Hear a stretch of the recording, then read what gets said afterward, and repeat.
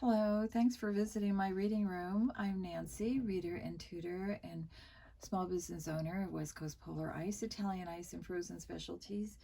And I took a little time off. I had some things to take care of, but we've had such wonderful reading weather lately with all the rain, and everything is green and lush, and it's just the best time to be reading, really. It's been a little chilly, and I love times like this. So we are continuing in another Hardy Boys story, The House on the Cliff. Looks like a good one, and we will begin. This is by Franklin W. Dixon. Spying by Telescope. So, you boys want to help me on another case? Fenton Hardy, internationally known detective, smiled at his teenage sons. Dad, you said you're working on a very mysterious case right now, Frank spoke up. Isn't there some angle of it that Joe and I could tackle? Mr. Hardy looked out the window of his second-floor study as if searching for the answer somewhere in the town of Bayport, where the Hardys lived. Finally, he turned back and gazed steadfastly at his sons. All right, how would you like to look for some smugglers? Joe Hardy's eyes opened wide. You mean it, Dad? Now, just a minute. The detective held up his hand. I didn't say capture them. I just said look for them. Even that's a big assignment. Thanks for giving it to us, Frank replied. The lean, athletic detective walked to a corner of the study where a long, narrow carrying case stood. Tapping it, he said, You boys have learned how to manipulate this telescope pretty well. How'd you like to take it out onto that high promontory above the ocean and train it seaward? The place I mean is 2 miles north of the end of the bay and 8 miles from here. That would be great, said 17-year-old blonde-haired Joe, his blue eyes flashing in anticipation. Frank, who was a year older than his brother and less impetuous, asked in a serious tone of voice, Dad, do you have any ideas about the identity of any of the smugglers? Yes, I do, Mr. Hardy answered, his tall, dark-haired son. I strongly suspect that a man named Felix Snapman is operating in this territory. I'll give you the whole story. The detective went on to say that he had been engaged by an international pharmaceutical company to trace stolen shipments of valuable drugs. Reports of thefts have come from various parts of the United States. Local police had worked on the case, but so far had failed to apprehend any suspects. Headquarters of the firm is in India, the detective told the boys. It was through them that I was finally called in. I'm sure that the thefts are the result of smuggling, very cleverly done. That's the reason I suspect Snapman. He's a noted criminal and has been mixed up in smuggling rackets before. He served a long term in prison and after being released, dropped out of sight. And you think he's working around Bayport? Joe asked. He whistled. That doesn't make this town a very healthy place to live in. But we're going to make it so, Mr. Hardy declared, a ring of severity in his voice. Just where is this spot we're supposed to use the telescope? Frank asked eagerly. It's on the Pollitt place. You'll see the name at the entrance. An old man named Felix Pollitt lived there alone for many years. He was found dead in the house about a month ago, and the place has been vacant ever since. It sounds as if we could get a terrific range up and down the shore from there, and many miles across the water, Frank remarked. Mr. Hardy glanced at his wristwatch. It's 1:30 now. You ought to be able to go out there, stay a fair amount of time, and still get home to supper. Oh, sorry, I skipped a page, didn't I? Oh, easily, Joe answered. Our motorcycles can really burn up the road. His father smiled but cautioned. This telescope happens to be very valuable. The less jouncing it receives, the better. I get the point, Joe conceded, then asked, Dad, do you want us to keep the information about the smugglers to ourselves, or would it be all right to take a couple of fellows along? Of course, I don't want the news broadcast, Mr. Hardy said, but I know I can trust your special friends. Call them up. How about Chet and Biff? Joe consulted Frank. As his brother nodded, he said, You pack the telescope on your motorcycle. I'll phone. Chet Morton was a stout, good-natured boy who loved to eat. Next to that, he enjoyed being with the Hardys and sharing their exciting adventures, although at times, when situations became dangerous, he wished he were somewhere else. Chet also loved to tinker with machinery and spent long hours on his jalopy, which he called the Queen. He was trying to soup up the motor so that he could have a real hot rod. In contrast to Chet, Biff Hooper was tall and lanky. To the amusement and wonder of the other boys, he used his legs almost as a spider does, covering tremendous distances on level ground or vaulting fences. A few minutes later, Joe joined his brother in the garage and told him that both Chet and Biff would go along. Chet, he said, had apologized for not being able to offer the Queen for the trip, but her engine was all over the garage. As usual, Frank said with a grin as the two boys climbed on their motorcycles and set out. Presently, the Hardys stopped at Biff Hooper's home. He ran out the door to meet them and climbed aboard behind Joe. Chet lived on a farm at the outskirts of Bayport, about a 15-minute run from the Hooper home. The stout boy had strolled down the lane to the road and was waiting for his friends. He hoisted himself onto Frank's motorcycle. "I've never seen a powerful telescope in operation," he remarked. "How far away can you see with this thing?" "It all depends on weather conditions," Frank replied. "On a clear day, you can make out human figures at distances of 24 miles. "Wow," Chet exclaimed.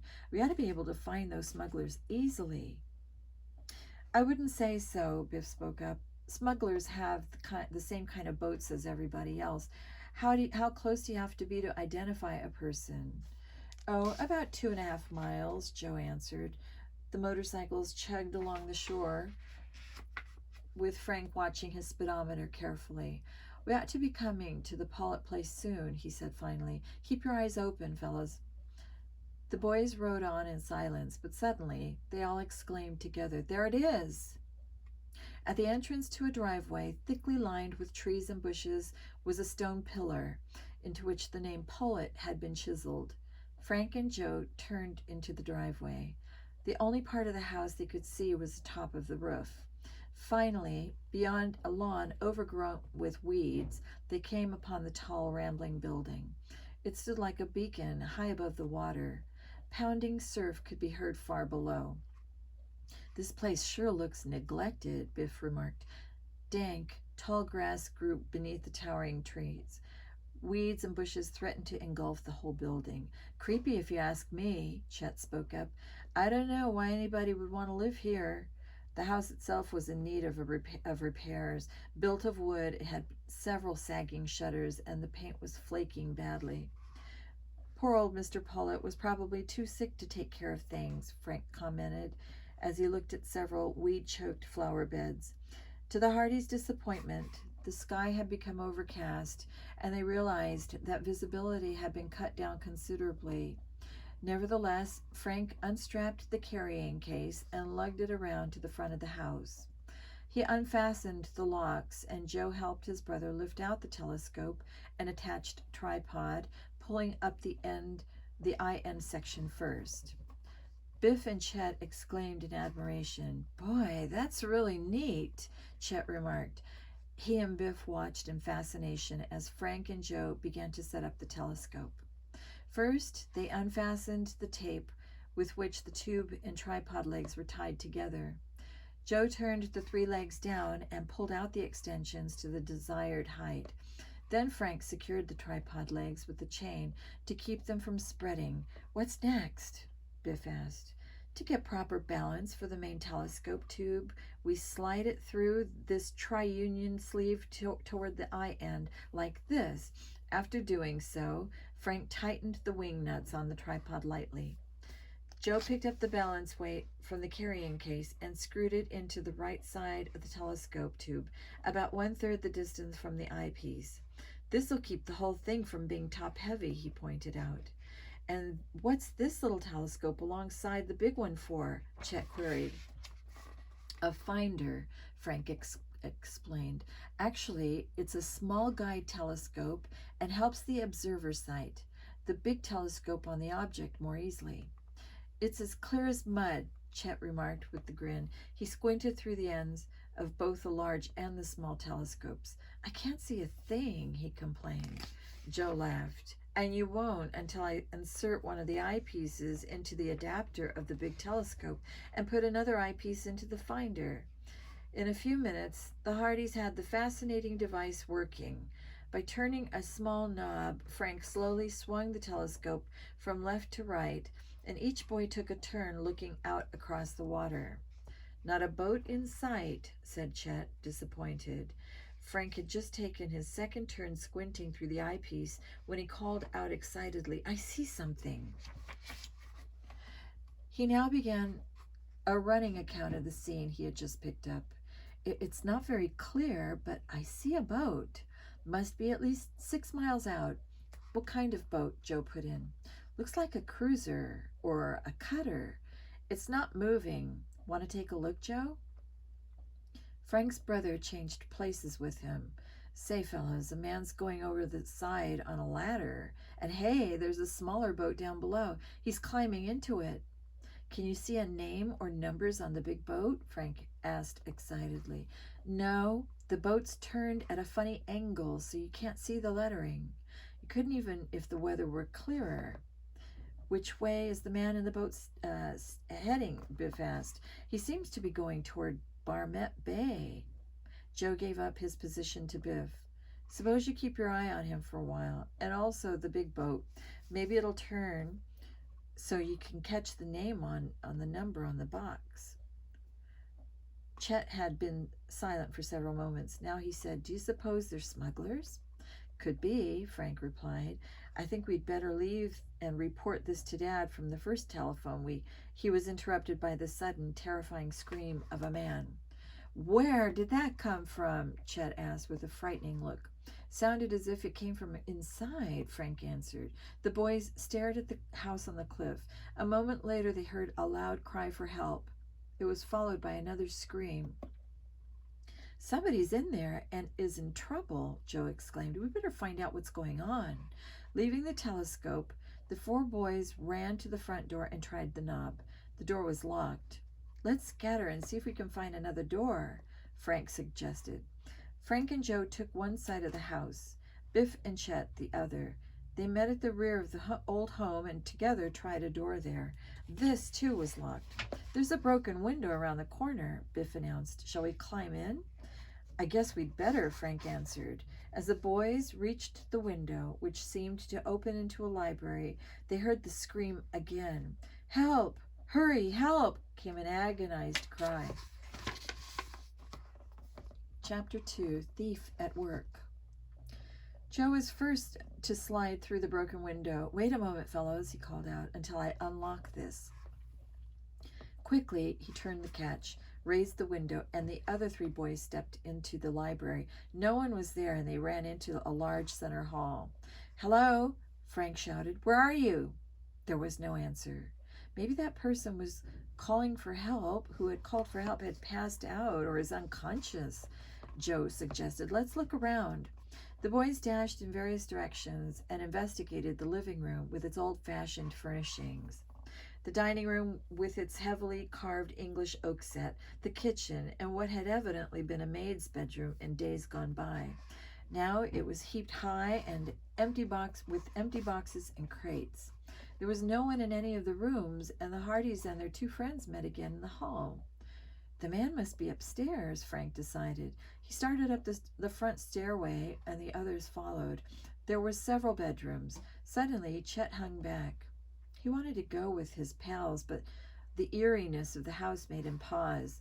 Biff and the Hardys sped from one to another of the many rooms. Finally, they investigated the last of them. Nobody here. What do you make of it? Biff asked, puzzled. Chet, who had rejoined the group, said worriedly, maybe the place is haunted. Joe's eyes were searching for an entrance to the 3rd floor. Seeing none, he opened 3 doors in the hall. Hoping to find a stairway, he saw none. There must be an attic in this house, he said. I wonder how you get to it. Maybe there's an entrance from one of the bedrooms, Frank suggested. Let's see. The boys separated to investigate. Suddenly, Frank called out, "I found it!" The others ran to where he had discovered a door behind a man's shabby robe hanging inside a closet. This, in turn, revealed a stairway, and the group hurriedly climbed in, Chet bringing up the rear. The attic room was enormous. Old newspapers and magazines were strewn around among old-fashioned trunks and suitcases, but there was no human being in sight. "I guess that cry for help didn't come from the house at all," Biff suggested. "What'll we do now? Look outdoors?" "I guess we'll have to," Frank answered. He started down the steep stairway. Reaching the foot, he turned the handle of the door, which had swung shut. To his concern, he was not able to open it. "What's the matter?" asked Chet from the top of the stairway. "Looks as if we're locked in," Frank told him. "Locked in?" Chet wailed. "Oh, no!" Frank tried pulling and pushing the door. It did not budge. "That's funny," he said. "I didn't see any lock on the outside." Suddenly, the full import of the situation dawned on the four boys. Someone had deliberately locked them in. The cries for help had been a hoax to lure them into the house. "You think somebody was playing a joke on us?" Biff asked. "Pretty rotten kind of joke," Chet sputtered. Frank and Joe were inclined to think that there was more to it than a joke. Someone had seen a chance to steal a valuable telescope and 2 late-model motorcycles. "We've got to get out of here," Joe said. "Frank, put your shoulder to the door and I'll help." Fortunately, the door was not particularly sturdy and gave way easily. Frank glanced back a moment as he rushed through and saw 2 large hooks, which he had not noticed before. They had evidently been slipped into the eyes and had been ripped from the framework by the crash on the door. The other boys followed, running pell-mell through the hallway and clattering down the stairway. They dashed out the front door, leaving it open behind them. To their relief, the telescope still stood at the edge of the cliff, pointing seaward. "Thank goodness," said Joe. "I'd hate to have to tell Dad the telescope was gone." Frank rushed over to take a quick look through the instrument. It had occurred to him that maybe some confederate of the smugglers had seen them spying. He might have even tricked them into the house during the very time that a smuggling operation would be within range of the telescope. When Frank reached the edge of the cliff and tried to look through the instrument, he gasped in dismay. The eyepieces from both the finder and the telescope tube had been removed. As he turned to tell the other boys of his discovery, he found that they were not behind him. But a moment later, Joe came running around the corner of the house calling out, "The motorcycles are safe. Nobody stole them." "Thank goodness for that," said Frank. Chet and Biff joined them, and all flopped down on the grass to discuss the mysterious happenings and work out a plan of action. "If that thief is hiding inside the house, I'm going to find him," Joe declared finally. "I'm with you," said Frank, jumping up. "How about you, Biff?" guarding the motorcycles, and Chet taking charge of the telescope. "That way, both the front and back doors will be covered too, in case the thief comes out." "Okay," the Hardys friends agreed. As Frank and Joe entered the front hall, Joe remarked, "There's a back stairway. If we don't find the person on the first floor, I'll take that to the second. You take the front."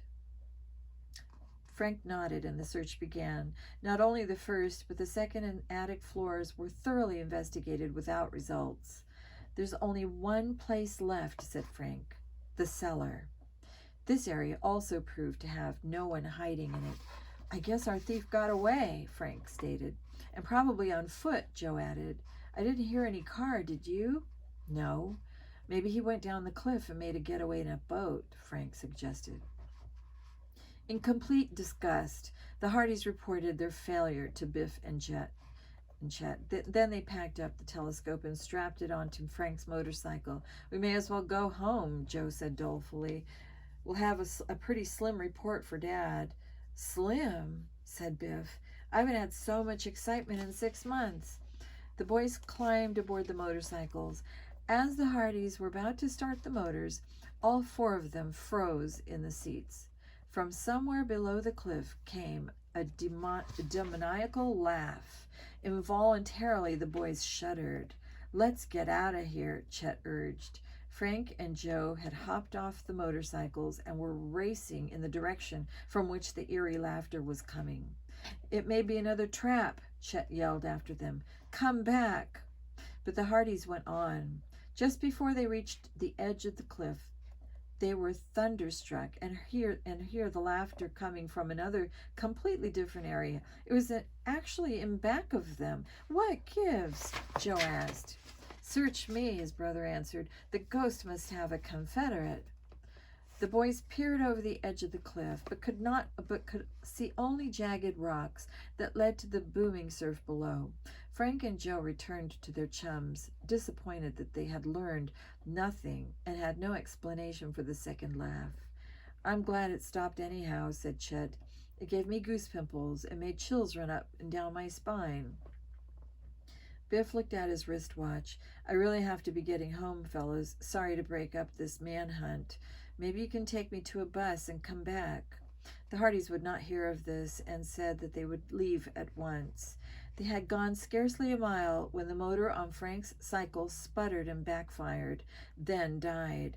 A swell time for a breakdown, he said disgustedly as he honked for Joe to stop. Joe turned around and drove back. What's the matter? Don't know, Frank dismounted. It's not the gas. I have plenty of that. Tough luck, Joe said sympathetically. Well, let's take a look at the motor. Better get out your tools. As Frank opened the toolbox of his motorcycle, an expression of bewilderment came over his face. My tools, he exclaimed. They're gone. The others gathered around. The toolbox was indeed empty. Are you sure you had them when you left Bayport? Chet asked. Of course I did. I never go anywhere without them. Biff shook his head. I suppose the guy who took the eyepieces stole your tools too.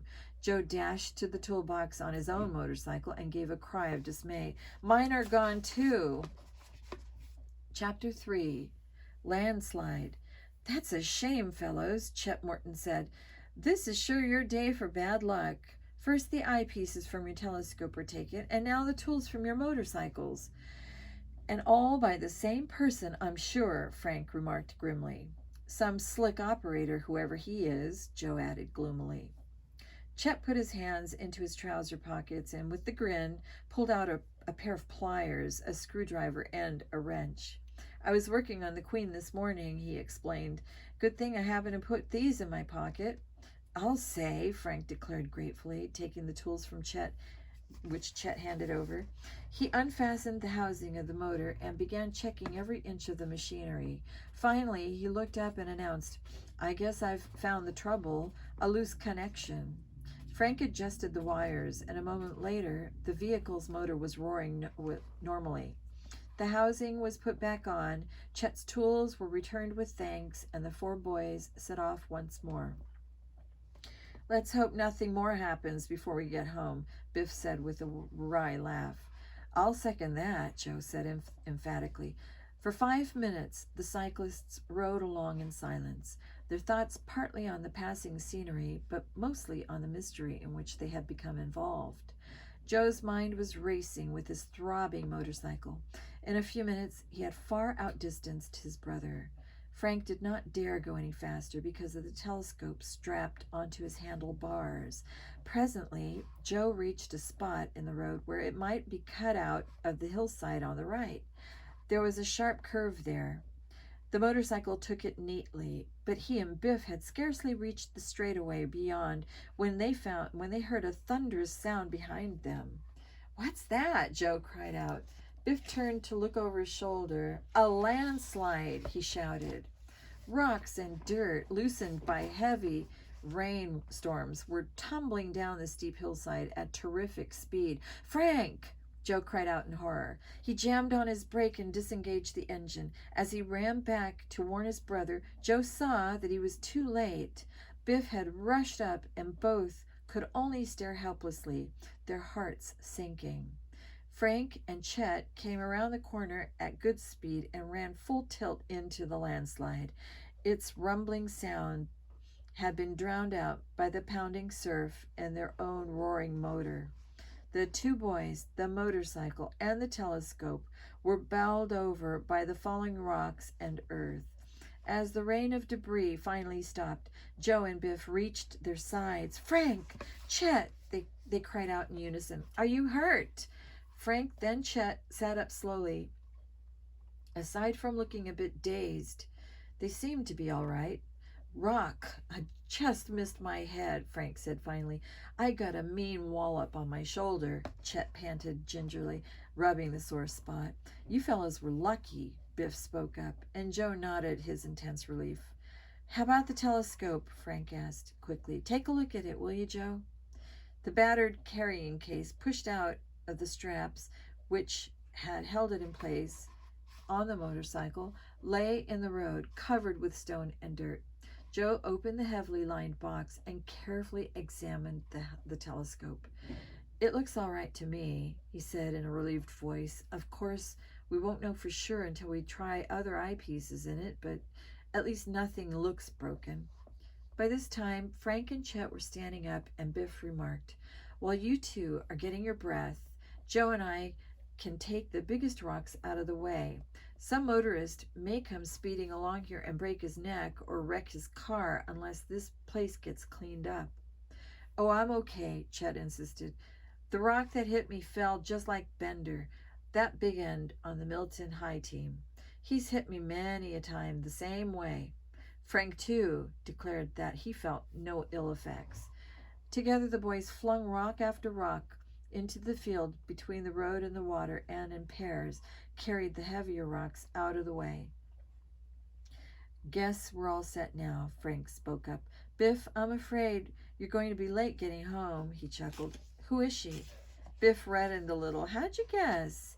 "I have a date tonight with Sally Sanderson, but she's a good sport. She won't mind waiting a little longer." Again, the four boys straddled the motorcycles and started off. A few minutes later, a noise out in the ocean attracted Frank's attention, and he peered across the rolling sweep of waters. A powerful speedboat came into view around the base of a small cliff about a quarter-mile out.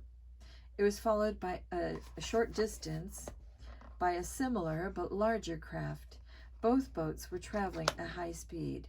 "Looks like a race," Joe called out. "Let's watch it." The Hardys ran their motorcycles behind a clump of trees and stopped, then walked down to the shoreline. The boats did not appear to be having a friendly speed contest, however. The first boat was zigzagging in a peculiar manner, and the pursuing craft was speedily overtaking it.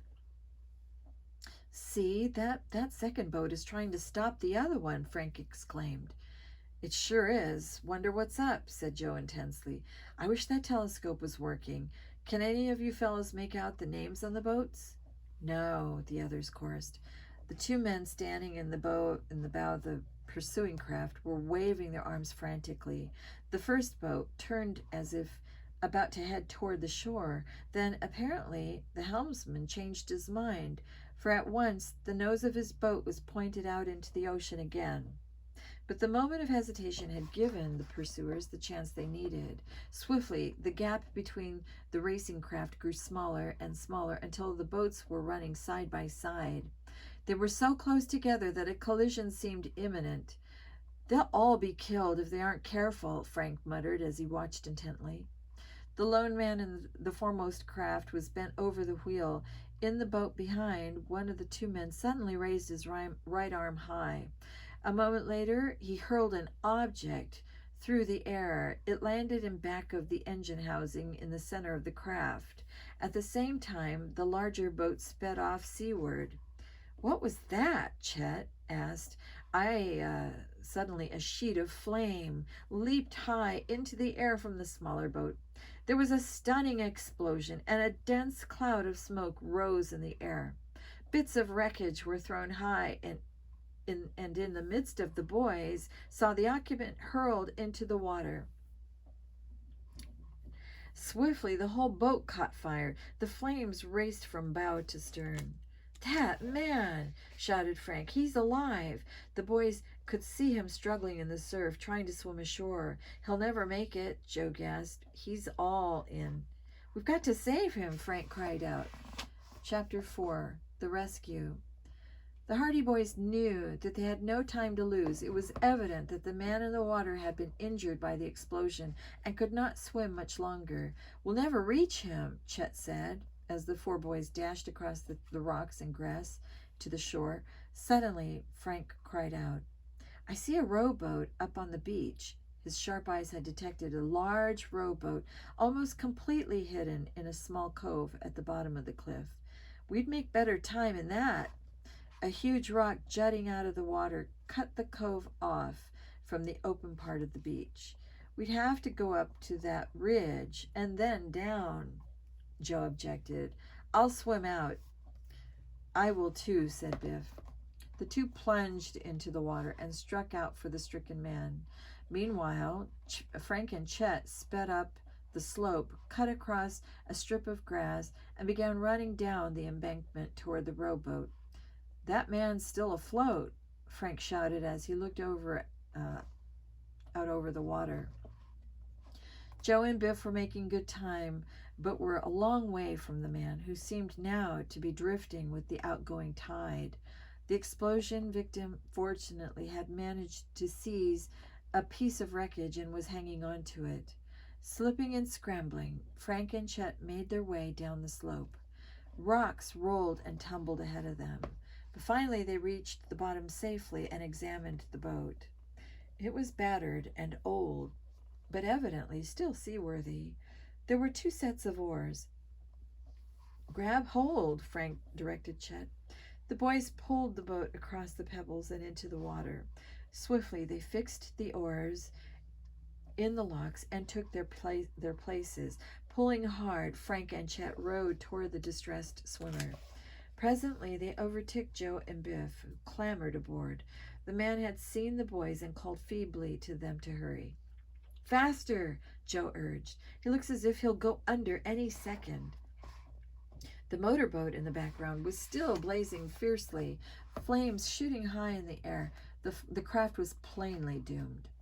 The boys pulled harder, and the rowboat leaped across the water. When it was only a few yards away from the man, he suddenly let go his hold on the bit of wreckage and slipped beneath the waves. "He's drowning," Chet shouted as he bent to his oar again. Joe made a tremendously long outward dive and disappeared into the water where the man had gone down. Frank and Chet rowed the boat to the spot and leaned over the side to peer down. Just then, Joe and the stranger broke the surface of the water, with the boy holding an arm under the man's shoulders. His head sagged. "He's unconscious," Biff whispered hoarsely as he helped pull the victim into the boat. The man sprawled helplessly on the bottom, more dead than alive. "We'd better revive him and get him to the hospital," said Frank. He applied artificial respiration, forcing a little water from the man's lungs, but the stranger did not regain consciousness. "I think he collapsed from exhaustion," Joe spoke up.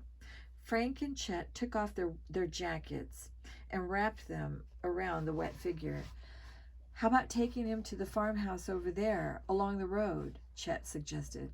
The others agreed. As Frank and Chet rowed toward the farm, the boys discussed the mystery. Who was the victim of the explosion, and why had the men in the other motorboat tried to kill him? The man they had rescued lay face downward in the bottom of the boat. He was a slim, dark-haired man with a sharp, clean-cut features, and his clothes were cheap and worn. Biff looked in his pockets for identification, but found none. "Wonder if he's a local man," Joe said. "Never saw him around town." The other boys declared they'd never seen him either. By this time, the boat was close to shore. Joe and Biff leaped out and dragged it part on the beach. Then the 4 boys carried the unconscious man up the rocky shore toward the farmhouse. At their approach, a plump woman came hurrying out of the house. From the orchard nearby, a burly man in overalls came forward. "My goodness, what has happened?" the woman asked, running toward them. "We just pulled this man out of the water," Frank explained. "We saw your house." "Bring him in," boomed the farmer. "Bring him in right now." The woman ran ahead and held the door open. The boys carried the stranger into the house and laid him on a bed in the comfortably furnished first-floor bedroom. The farmer's wife hastened to the kitchen to prepare a hot drink. Rub his ankles and wrists and get those wet clothes off him, the farmer told the boys. That will step up his circulation. I'll get some pajamas. How about calling a doctor? Frank asked. No need. He'll be okay, the farmer declared. The victim was soon under the covers. Frank and Joe continued to massage his wrists and ankles.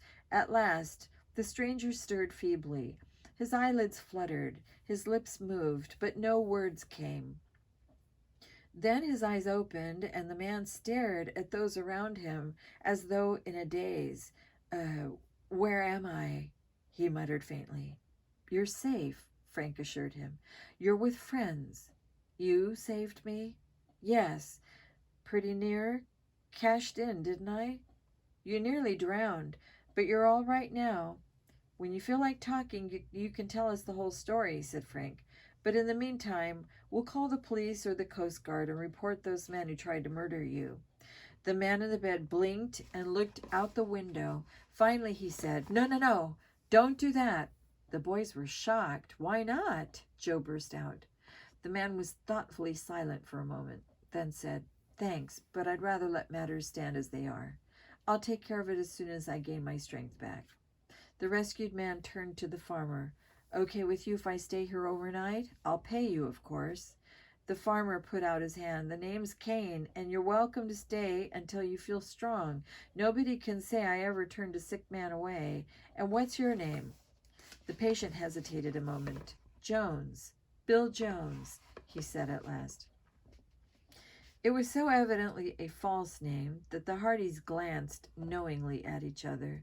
Mr. Kane did not seem to realize that his guest was apparently trying to hide his identity. Mrs. Kane appeared with hot broth and toast. She suggested that her husband and the boys let the patient rest for a while. When she joined them in the living room, she invited the boys to have a snack.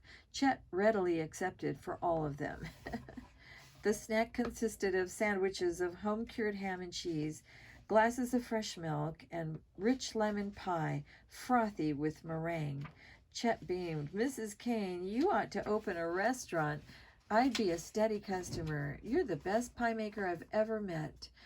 Frank, Joe, and Biff chuckled. How often they had heard this stout, food-loving chum make similar remarks. But in this case, they had to agree with him and told Mrs. Kane so. She smiled. It's the least I could do for you boys who just saved someone's life. Her young guests said nothing of their early afternoon's adventure inside the Pollitt house, but Frank casually asked the Kanes if they had known the deceased owner and if anyone were living there now. Sure, I knew Felix Pollitt, the farmer replied. Close-mouthed old codger, but I did hear him once say something about having a no-good nephew. Pollitt said he was his only living relative, and he supposed he'd have to leave the property to him. But who'd want the place? Mrs. Kane spoke up. It's falling apart and would cost a mint of money to fix up.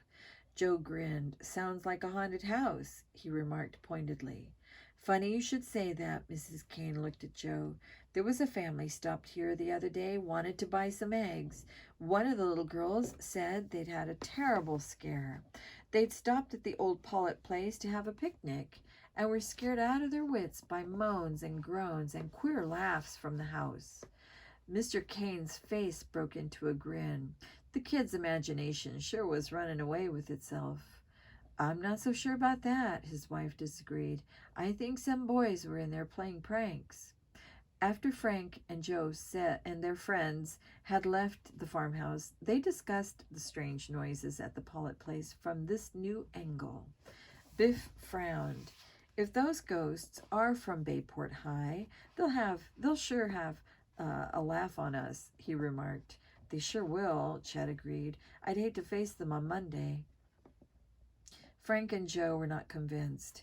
After they had dropped their chums at the Morton and Hooper's homes, they discussed the day's strange and varied adventures all the way to the Hardy house. I'm sure that ghost business was meant to be something more than a prank, Frank stated. Right, his brother agreed. I just had an idea, Frank. Maybe nobody was in the house, but he could have rigged up a tape recorder to make those sounds and a remote control to start. What say we go back sometime and take a look? I'm with you. By this time, the boys had turned into the long driveway of the Hardy home, a spacious, three-story clapboard house on the corner of High and Elm Streets. The large two-story garage at the rear of an attractive garden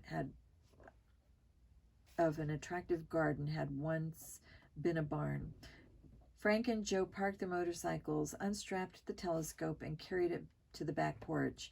As they entered the kitchen, they found their mother, a pretty, sweet-faced woman, with sparkling blue eyes, preparing supper. "Hello, boys," she greeted them. "Did you have a good day? See any smugglers?" They kissed her, and Frank said, "We have a lot to tell you and Dad.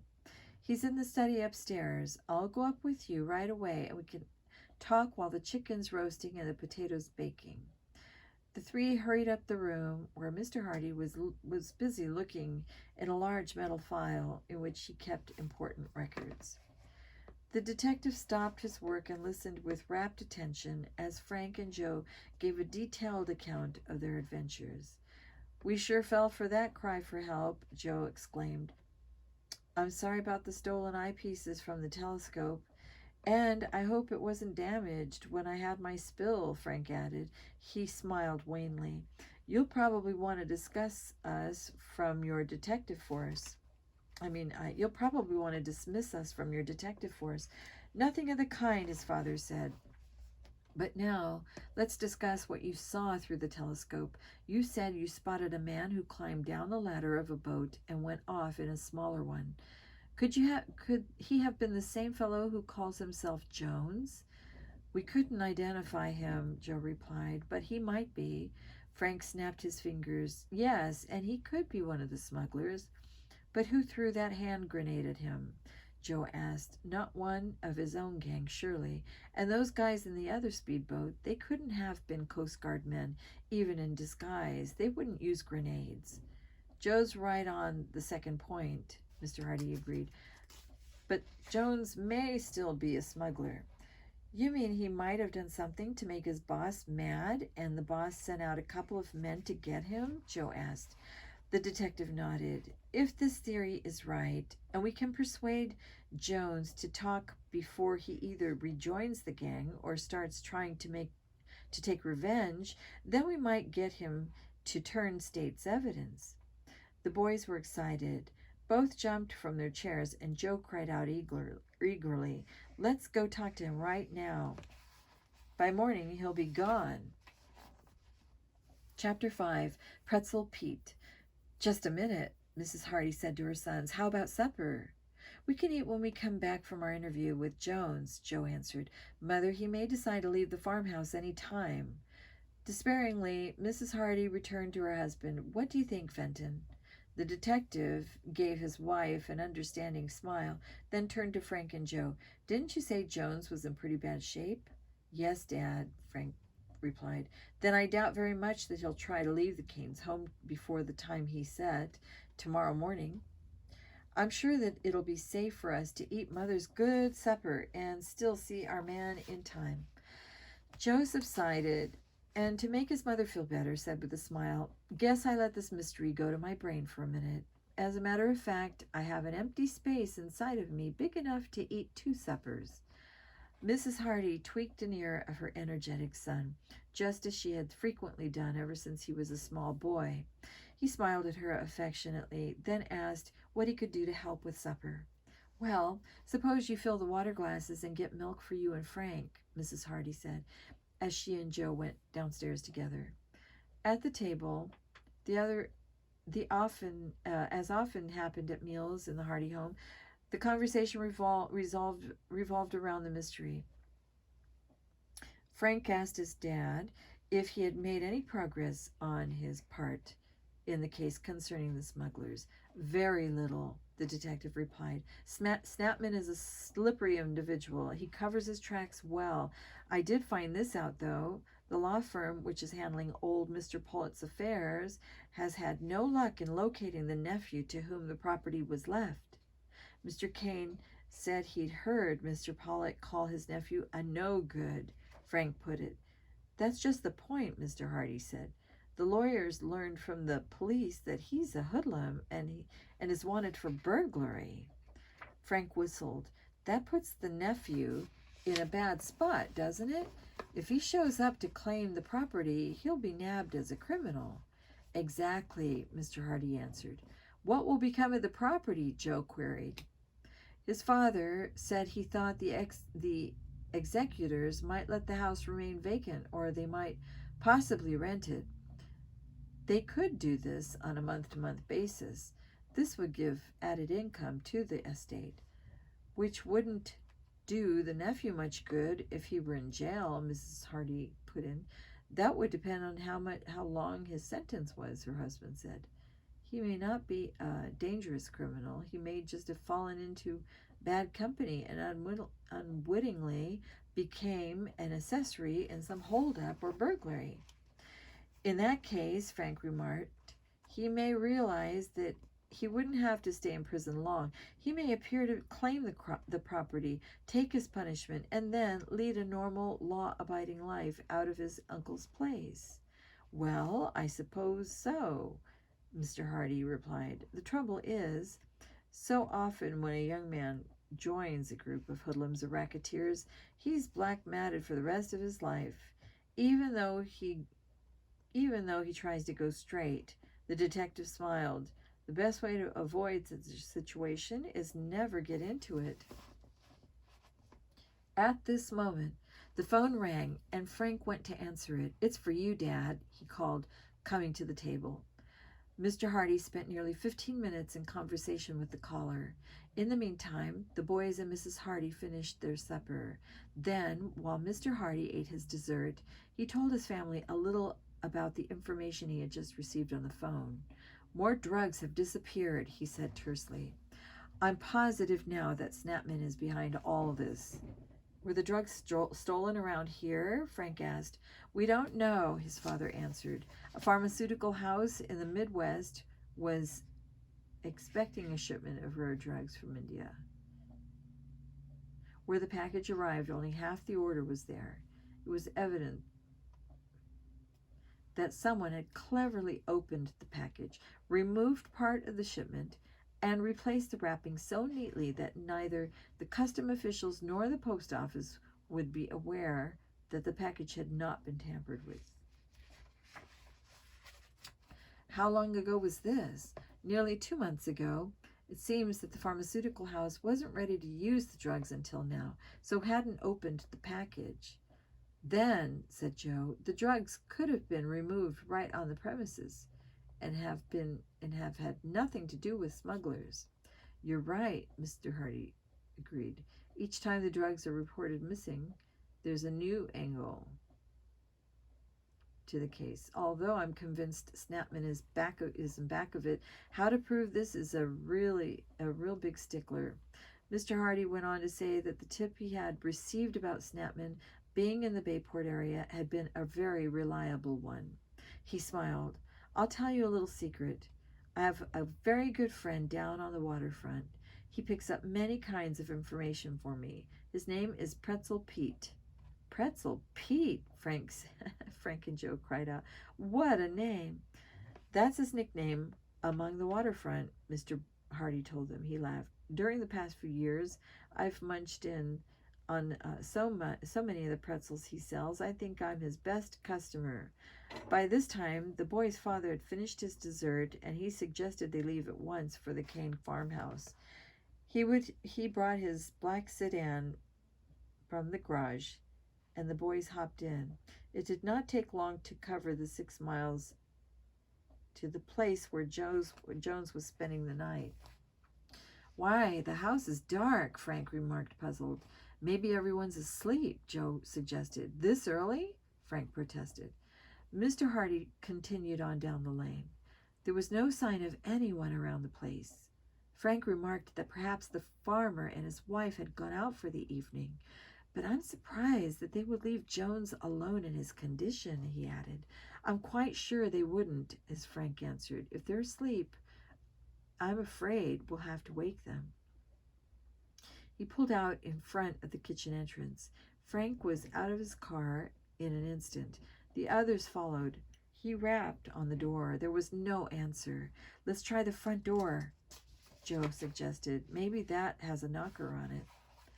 The boys walked around to the ocean side of the house. Although they had banged loudly with the brass door knocker, there was still no response. The Canes must have gone out, said Joe. But what about Jones? Surely he's here. And too weak to come to the door, Frank surmised. But he could call out. I can't understand it. The boys returned to the back door and reported to their father. Then, as Joe rapped several more times without a response, a sinking feeling came over the brothers. I guess Jones recovered fast and he's gone, Joe said dejectedly. We've been goofed. Try the knob. The door may not be locked. Mr. Hardy opened. From this tone, the boys knew that he shared their fears. Frank turned the knob, and the door swung open. Mr. Hardy felt around for a light switch on the wall. We'll go in, he murmured. If Jones is here, we'll talk to him. But by this time, the detective had found the switch. As the kitchen became flooded with light, the boys gasped, thunderstruck. On their previous visit, they had been impressed by the neatness of the room. Now the room looked as though an earthquake had shaken it. Pots and pans were scattered upon the floor. The table was overturned.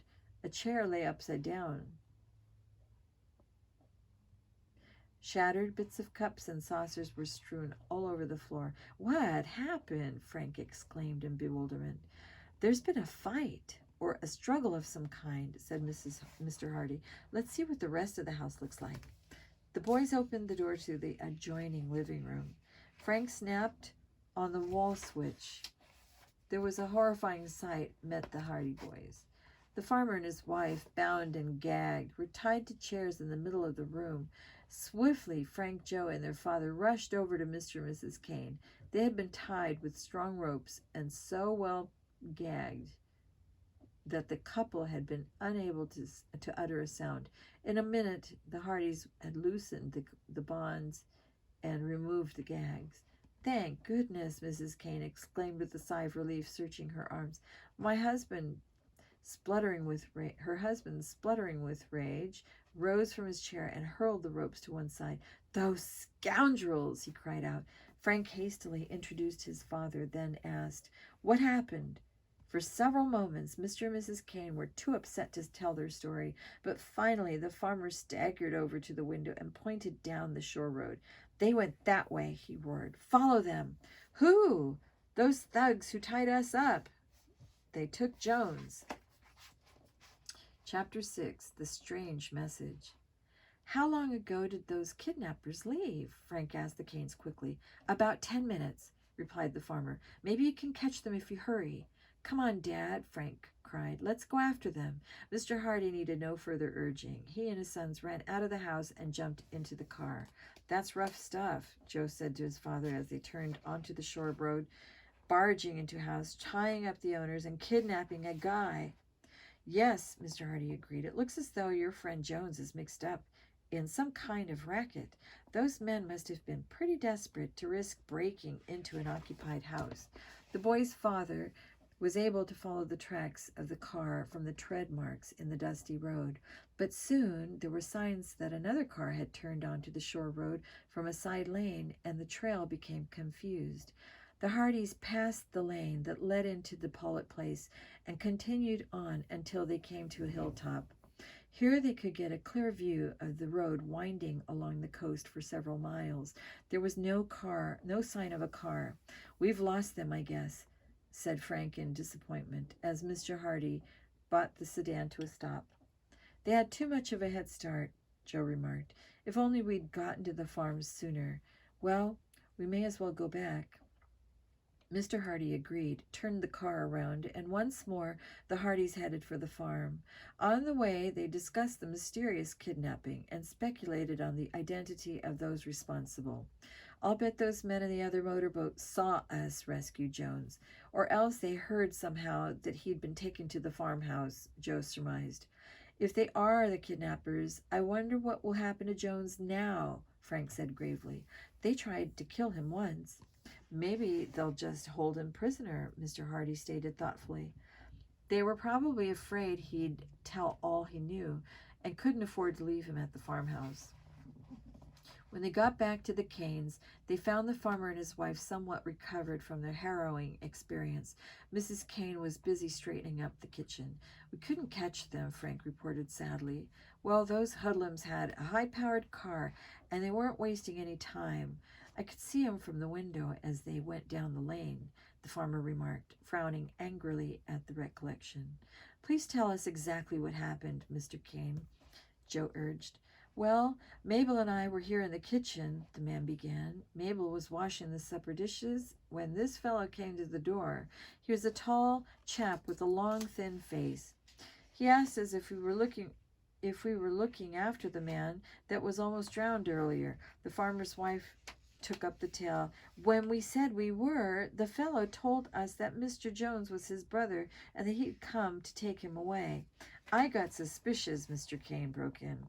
He didn't look nothing like Jones. I asked him where he lived. At that, Mrs. Cane said, he walked in the house with another fellow right at his heels.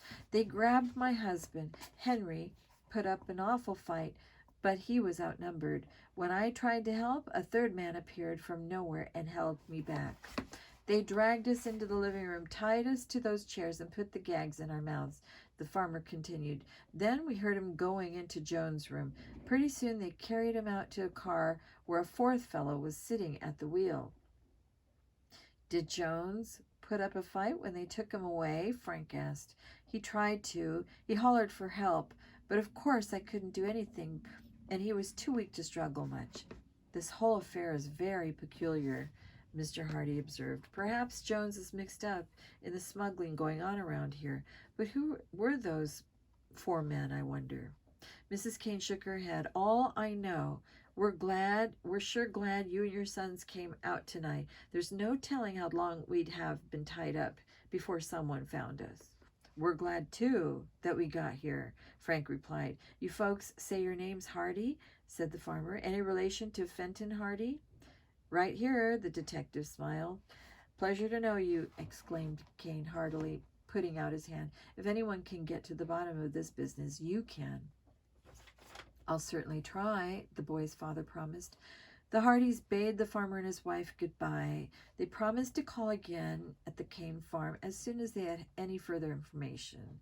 And Mr. Cane, in turn, said he would notify them if he found any trace of Jones or his kidnappers. When they returned home, the boys followed their dad into his study. What do you make of all this, Dad? Joe asked. Mr. Hardy sat down at his desk. He closed his eyes and leaned back in his chair a few minutes without speaking. I have only one theory, he said at last. The kidnappers probably are Snapman's friends. That means you boys may have uncovered the fact that there is a whole gang of smugglers around here. The brothers were pleased with their progress. What do we do next, Dad? Joe asked eagerly. I want to evaluate this case from every angle, their father replied. I'll think about it and talk to you later. With this, the boys had to be content for the rest of the weekend. When the brothers came downstairs Monday morning, Mrs. Hardy was putting their breakfast on the table. In answer to the boys' inquiries, she replied, Your father went out early this morning in his car. He didn't say when he would return, but your dad didn't take a bag with him, so he'll probably be back today. Mrs. Hardy was accustomed to her husband's comings and goings at odd hours in connection with his profession, and she had learned not to ask questions. Frank and Joe were disappointed. They had looked forward to resuming a discussion of the case with their father. I guess we're left on our own again to try finding out something about those smugglers, Frank remarked, and Joe agreed. Later, when they reached Bayport High School, the brothers saw Iola Morton standing on her front steps. With pretty dark hair, Iola was with her best friend Callie Shaw. Callie, a blonde, vivacious, brown-eyed girl, was Frank's favorite among all the girls in his class. How are the ghost hunters this morning? She asked with a mischievous smile. Iola told me about your adventures on Saturday. Chet was really scared, Iola chimed in. I think somebody played a good joke on all of you. Well, whoever it was had better return the telescope eyepieces and our motorcycle tools, Joe said defiantly. But as the day wore on, and none of their classmates teased them or brought up the subject, the Hardys became convinced that the ghost had been serious and not just playing pranks. It was no joke, Joe said to Frank on the way home. If any of the fellows at school had done it, they'd have been kidding us plenty by now. Right, Frank agreed. Joe, do you think the smugglers had anything to do with what happened at the Pollitt place? That's a thought, exclaimed Joe. That house on the cliff would be a great hideout. If the smugglers could make the house appear to be haunted, everyone would stay away. I wish Dad would get home so we could take up this idea with him, Frank said thoughtfully, but Mr. Hardy did not come home that day. He had often been away for varying lengths of time without sending word, but on this occasion, since he had not taken a bag, the boys felt uneasy. Let's not worry Mom about this, Frank said, but if Dad's not back by Wednesday at the latest, I think we should do some inquiring. Maybe Pretzel Pete will be able to help us. Joe agreed.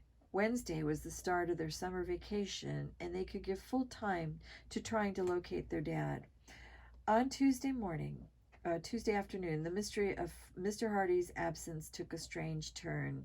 Frank and Joe came home from school to find their mother seated in the living room, carefully examining a note that she evidently had just received.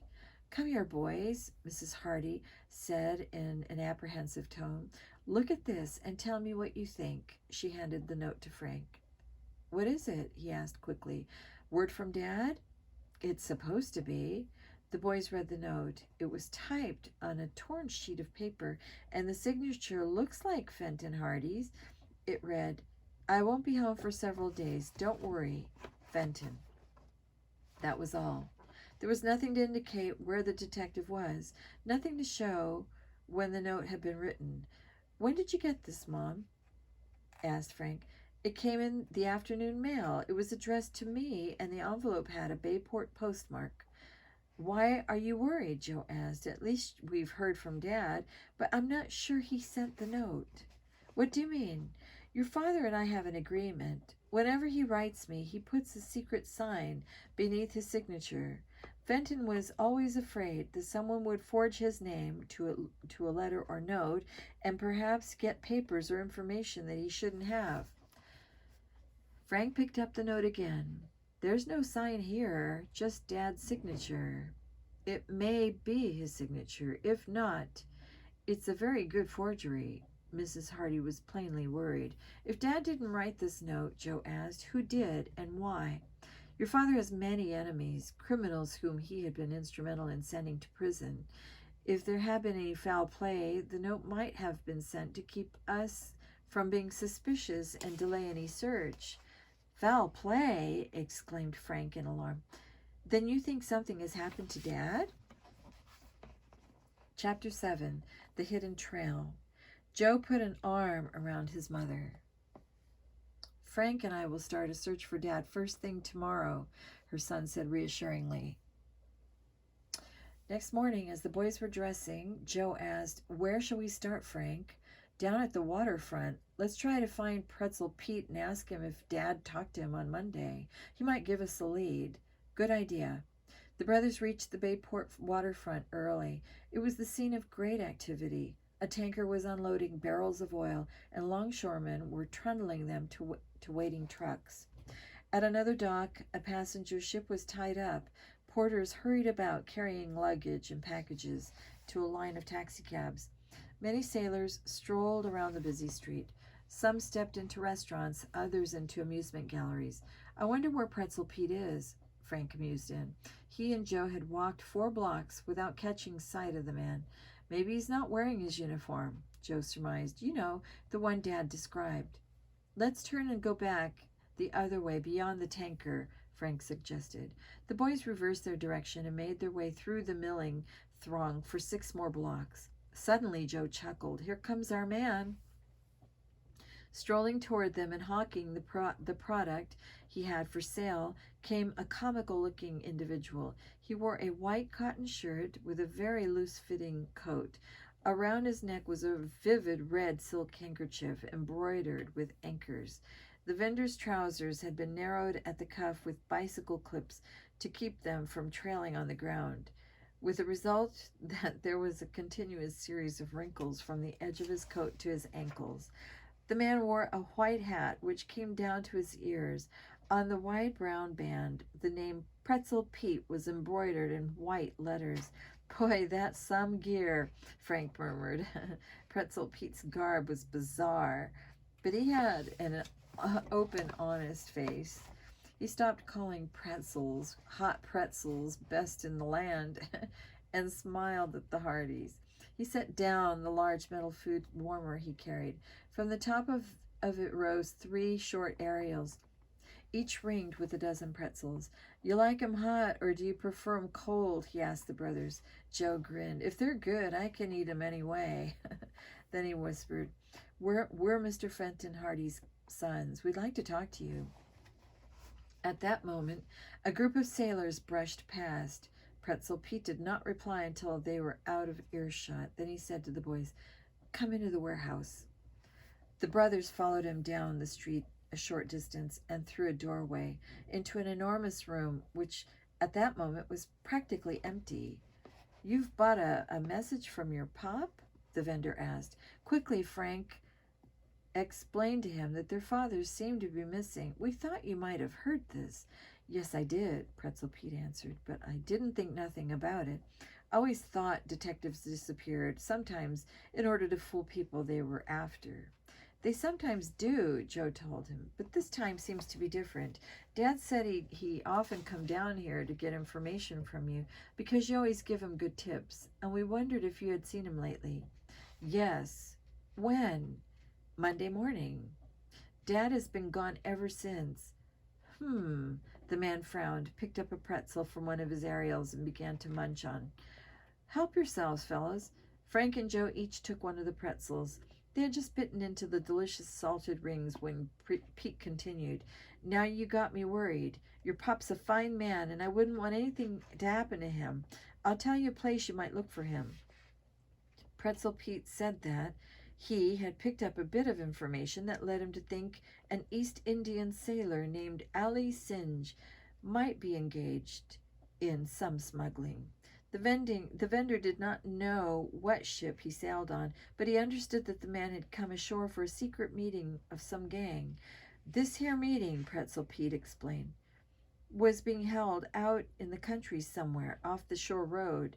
It was to be a deserted farmhouse on Hillcrest, something or other. I don't remember whether it was road or street or what. Was this last Monday? Frank asked eagerly. Oh, no, the vendor answered. This is about 3 weeks ago, but when I told your pop, he seemed real interested and said he guessed he'd go out there and take a look around. Just broke in. Dad must have thought the rest of the gang might be living there. Maybe they're holding him a prisoner. Oh, I hope not, Pretzel Pete said worriedly.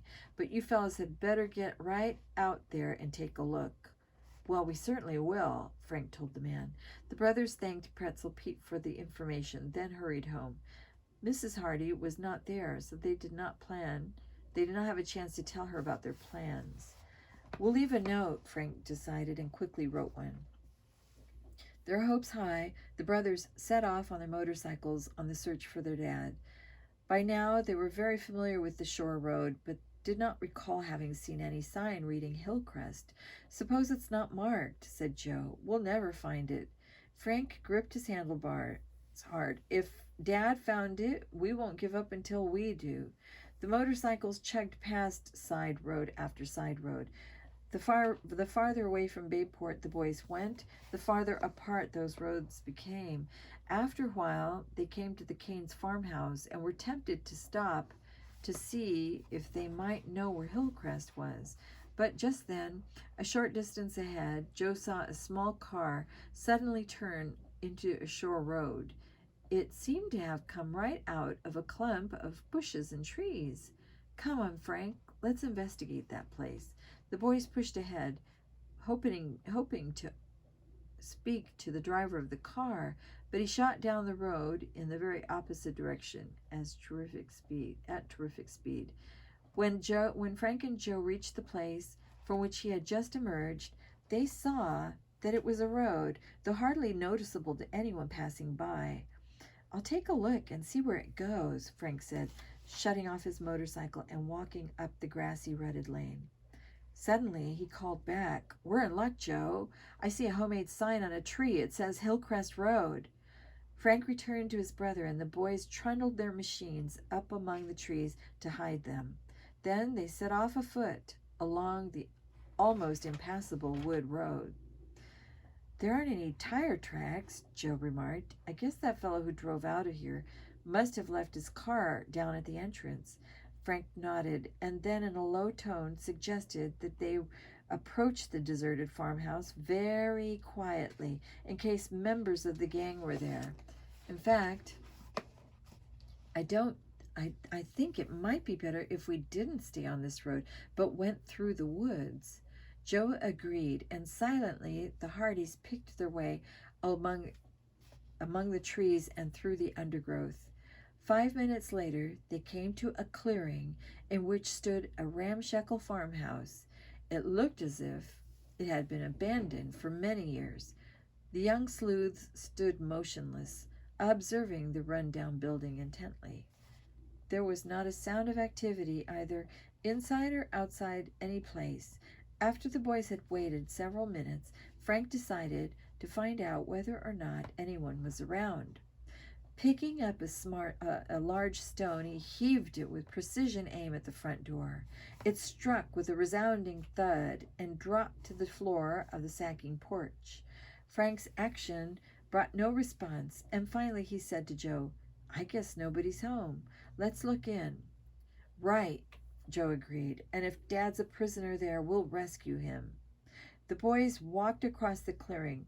There was no lock on the door, so they opened it and went inside. The place consisted of only 4 first-floor rooms. All were empty. A tiny cellar and a loft with a trap door, reached by a ladder, also proved to have no one in them. "I don't know whether to be glad or sorry Dad's not here," said Frank. "It could mean he escaped from the gang if he was caught by them and is safely in hiding, but can't send any word to us. Or else it could mean he's still a captive somewhere else." Joe said, "Let's look around here for clues." The boys made a systematic search of the place. They found only one item which might prove to be helpful. It was a torn piece of Turkish towel on which the word polo appeared. "This could have come from some country club where they played polo," Frank suggested, "or some stable where polo ponies are kept," Joe suggested. Puzzled, Frank put down the scrap in his pocket, and the boys walked down Hillcrest Road. They brought their motorcycles from behind the trees and climbed aboard. "What do you think we should do next?" Joe asked. "See Police Chief Colleague in Bayport," Frank replied. "I think we should show him this towel. Maybe he can identify it." Half an hour later, they were seated in the chief's office. The tall, burly man took a great interest in the Hardy boys and often worked with Fenton Hardy on his cases. Now Chief Colleague gazed at the scrap of toweling for a full minute, then slapped his desk. "I have it," he exclaimed. "There's a piece of towel. This is a piece of towel from the Marco Polo." "What's that?" "A passenger ship that ties up here once in a while." Frank and Joe actually jumped in their chairs. Their thoughts were racing to Ali Singe, smugglers, a gang at the deserted farmhouse. At the moment, Chief Colleague's phone rang. The Hardys waited patiently as he answered, hoping to discuss these new developments with him. But suddenly he put down the instrument, jumped up, and said, "Emergency, fellas. Have to leave right away." With that, he rushed out of his office. Frank and Joe arose and disappointedly left headquarters. Returning home, they reported everything to their mother, but upon seeing how forlorn she looked, Frank said hopefully, "That note you received with Dad's name on it could have been on the level." Mrs. Hardy shook her head. "Fenton wouldn't forget to sign the secret sign. I just know he wouldn't."